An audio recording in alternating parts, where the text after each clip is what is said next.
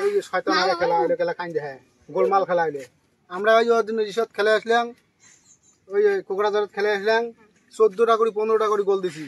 আমার সাথে পাইবে পাইবে টুম্পারে গেলে হইলো পাইবে হ্যাঁ এলে এলে খাওয়া নাই বুঝছিস। আমরা ঝেড়ি যাবো জিতি আসবো।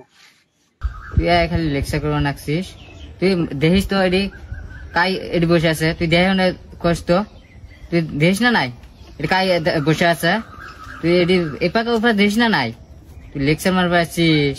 এটি যে মই খেলা পাং, মই যদি একটা খেলা দেখ তুই পাবো নস শীতে তুই লেকচার মারবা নাকছিস।